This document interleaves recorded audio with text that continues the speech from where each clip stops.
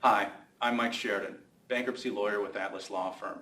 Today we're talking about Chapter 7 bankruptcy in Minnesota.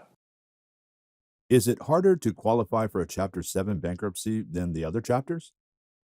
Yes, it is harder to qualify for Chapter 7. Prior to 2005, the qualifications for bankruptcy were based on your monthly budget. Your monthly budget is submitted and shows how much money is coming into your household and what your living expenses are. The court essentially does a money in, money out analysis. If at the end of the month there is no money coming into your pocket after bills are paid, then the court would say that you qualify for Chapter 7 bankruptcy.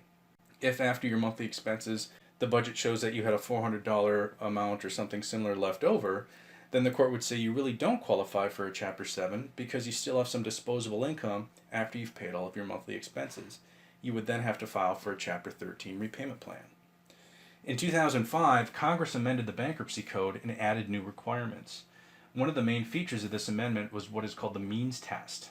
The means test is a very mechanical calculation of the past 6 months of your gross income. So, for example, in Minnesota, the median income for a household of one is right around $51,000. If your annual gross income is projected to be less than $51,000, then you qualify under the means test. But if your annual gross income is projected to be over the median income, then we have to look at the second half of the means test.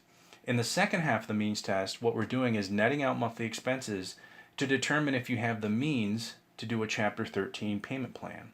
In the second half of the means test, some of those expenses are actual expenses, like what you pay for health insurance, daycare, and things of that nature.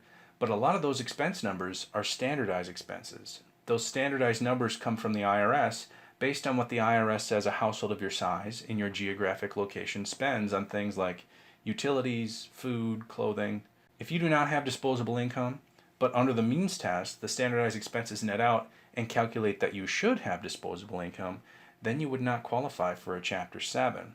You need a skilled and experienced bankruptcy lawyer to help you navigate the means test.